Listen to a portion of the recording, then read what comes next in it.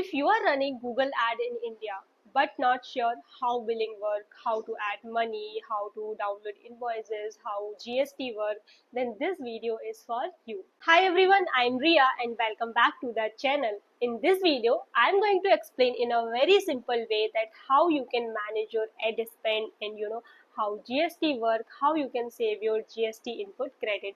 So let's get started.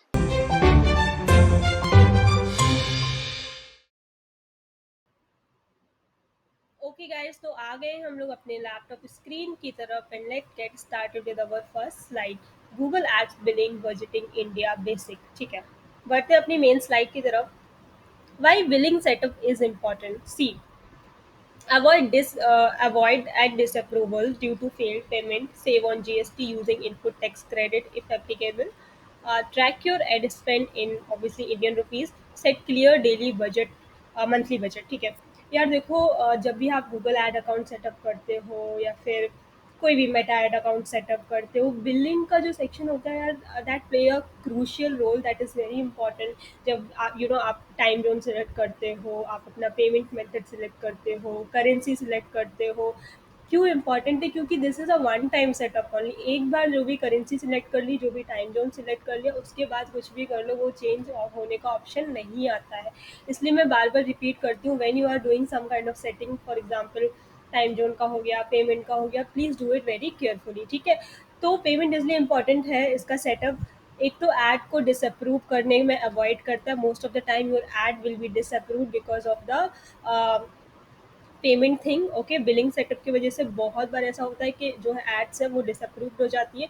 GST again is very important. ठीक है, अगर आपको जीएसटी फाइल करना है, टैक्स फाइल करना है, तो ऑब्वियसली अब उसकी डिटेल्स तो देनी पड़ेगी। अगर इंडिविजुअल अकाउंट है तो अपने पैन कार्ड की डिटेल दे दो। अगर ऑर्गेनाइजेशन के बेसिस पे चला रहे हो, एड्स उनके लिए चला रहे हो, तो उसका जीएसटी नंबर देना पड़ेगा आपको, उसका पैन नंबर देना पड़ेगा। तो बहुत सारी जो डिटेल्स होती है, एडवर्टाइज़र का वेरिफिकेशन कराना इज़ वेरी इंपॉर्टेंट। नहीं कराओगे ना, तो बाद में जो है क्रेडिट, जीएसटी क्रेडिट के लिए यू कैन नॉट फाइल, तो वो रिटर्न ही नहीं आएगा। तो these are some very important thing कि जो इन्वॉइसेस क्रिएट होते हैं ना, वो उसमें डिटेल्स जो आप एडवर्टाइज़र की डिटेल्स होती है, उसके अकॉर्डिंग ही इन्वॉइसेस जनरेट किए जाते हैं। ठीक है, आई होप समझ में आ गया होगा। उसके बाद अपने एड स्पेंड को ट्रैक करना, एक क्लियर डेली या फिर मंथली बजट को सेटअप करना, इन सारी चीज़ों के लिए जो है billing setup is very important. ठीक है, moving to our next slide. Type of payment method available in India. ठीक है, मैनुअल पेमेंट मेथड है, आप एक टाइम में ऐड कर लो। फॉर एग्जांपल आपका मंथली बजट है 50,000, तो ठीक है, एक बार में 50,000 ऐड कर लो गूगल ऐड अकाउंट के डैशबोर्ड में। उसके बाद भूल जाओ यार, कोई कुछ इतना चिंता नहीं करना है कि कहीं ज़्यादा पैसे तो नहीं कट जाए, ऐसा होता नहीं है। But because when you are running the ad for the first time and when you are managing the Google ad account for the first time, these type of questions will come in mind कि यार पैसे ज़्यादा तो नहीं cut जाएंगे, कोई problem तो नहीं हो जाएगी कार्ड में। बहुत बेसिक है यार, हम इंडियंस हैं, होता है ऐसा।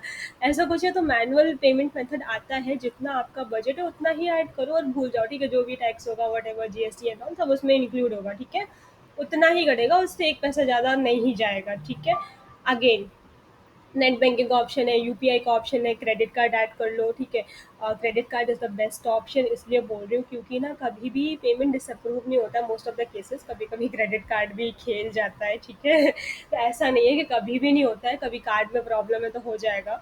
Debit card you can use, automatic payment you can use. अब कभी कभी कुछ चीज़ें होती हैं कि अवेलेबल नहीं होता है, तो ये मत सोचना कि मैंने तो बताया था। It depend on your account. ठीक है, बहुत सारे ऐसे फीचर्स होते हैं जो अवेलेबल होते हैं एक अमाउंट ऑफ स्पेंडिंग के बाद। ठीक है, बहुत फीचर्स ऐसे होते हैं बिलिंग सेक्शन में जो बेसिक होते हैं, जब आप एक नया ऐड अकाउंट बनाते हो तभी अवेलेबल होते हैं। उसके बाद कुछ ऑप्शंस अवेलेबल होंगे जब आप एक अमाउंट ऑफ स्पेंडिंग कर लोगे। ठीक है, तो प्लीज़ याद में रखना ये चीज़ें, पता चले आप बोलो कि नहीं नहीं ये ऑप्शन अवेलेबल है, आपने मुझे बताया नहीं है, तो it is not like that. ठीक है, आई होप समझ में आ गया होगा। ओके, तो मैंने यहाँ मेंशन भी किया actually only available for some account automatic payment bill after threshold. ठीक है, जो पोस्ट पे वाला होता है। ठीक है, require a valid credit card, और न्यू अकाउंट के लिए अगर है तो मैनुअल पेमेंट से ही स्टार्ट करो।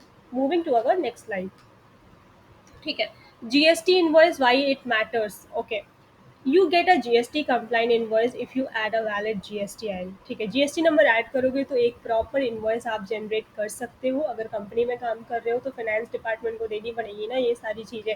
तो you should know, why you should know, because you are the person who is handling the Google ad account, you will be the person who is handling the campaign management. तो फिर इन सारी चीज़ों के लिए भी आप ही रिस्पॉन्सिबल होगे। ठीक है, can be used for input tax credit, and if you are a business, always ensure your billing name and address match your GST registration। already बता चुकी हूँ, advertiser का मतलब है we, the person who is running the Google ad, the person who is responsible for that Google ad account, right? उसको बोलते हैं advertiser. तो एडवर्टाइजर की जो डिटेल्स होती हैं वो बहुत इंपॉर्टेंट है कि वो करेक्टली फिल करना। ठीक है, अदरवाइज जीएसटी में प्रॉब्लम होगी जब ये जो क्रेडिट के लिए अप्लाई करोगे ना तो वो नहीं आएगा। अब ये क्रेडिट के लिए, इनको टैक्स क्रेडिट के लिए कैसे अप्लाई करते हैं अगर नहीं पता है, tell me in the comment section, I will create a proper separate video for that. इसमें तो मैं इंक्लूड नहीं कर पाऊंगी, that is differently separate topic. अगर पता करना है तो प्लीज टेल मी, आई पक्का I will make the video on that. ठीक है, ओके। नोट क्या है, इन्वॉइसेज आर जनरेटेड मंथली और आफ्टर ईच पेमेंट। हाँ देखो, गूगल एड्स का एक क्राइटेरिया है, इन्वॉइसेज हर दिन नहीं आते हैं, मेटा में हर दिन आते हैं क्योंकि वहाँ पे एक पेमेंट लिमिट होती है, उसके अकॉर्डिंग जो आपका पेमेंट थ्रेशोल्ड होता है उसके अकॉर्डिंग आते हैं। But in Google ad monthly एक इन्वॉइस जनरेट होता है। ठीक है, और वो भी कब आप ले सकते हो, बिजनेस फर्स्ट मंथ के 3-4 दिन बिजनेस डेज के बाद। ठीक है, तो ऐसा मत बोलना कि फॉर एग्जाम्पल अगर मार्च का इन्वॉइस चाहिए, मई का इन्वॉइस चाहिए तो जून फर्स्ट में मिल जाएगा, ऐसा नहीं होता है। 3-4 दिन बाद चेक करोगे, may be June 4 or 5 you will get the invoice. ठीक है, ऐसे गूगल एड वर्क करता है। तो हर एक प्लेटफॉर्म की अलग अलग पॉलिसीज होती हैं which you should be aware, क्योंकि आप भी वो पर्सन है that you are handling that particular account. I hope it is clear. Moving to our next slide, how budget work in Google Ads। ठीक है, this is a very important slide। You set a daily budget per campaign। ठीक है, Google may overspend by 2x per day but stays within your monthly limit। ठीक है, example 300 per day equals to 9,000 per month. Always monitor actual spend in billing. ठीक है, ये slide इसलिए important है, देखो कभी कभी क्या होता है कि आपने फॉर एग्जाम्पल 300 बजट लगाया, ठीक है, पर डे का। गूगल ने क्या किया, एक दिन ना 500 कट कर ली, एक दिन 600 कट कर ली, एक दिन आपके 150 कट किए। But at the end of the month देखोगे ना तो वो 9,000 ही कट होगा। ठीक है, वहाँ से इधर उधर थोड़ा बहुत हो सकता है बट बहुत ज़्यादा नहीं होगा। ओके, इसका रीजन ये है कि कभी कभी आपकी एड बहुत अच्छे से परफॉर्म करती है तो गूगल क्या करता है कि उसको पुश कर देता है, because if something is working well Google will give you that push factor कि वो और अच्छे से काम करे। ठीक है, sometime it happen sorry sometime it happen कि गूगल एड्स जो है आपकी एड अच्छे से काम नहीं करती है तो वो बजट जो आपने 300 का लगाया उसकी जगह वो 150 ही कट करेगा। So that is how the algorithm work. ठीक है, तो इसलिए परेशान मत होना कि मैंने यहाँ पे लिखा है 300, उसके बाद 9,000 पर मंथ बोल रही हूँ, उसके बाद मैं साथ में ये भी बोल रही हूँ कि ज़्यादा भी ओवर स्पेंड भी कर सकता है। तो this is the logic behind that over spending. Okay, I hope आपको समझ में आ गया होगा। Always monitor the actual spending in the billing section. हमेशा कैंपेन को मॉनिटर किया करो, कितनी स्पेंडिंग हो रही है, कैसे क्या आपकी कैंपेन वर्क कर रही है। This is very important, right?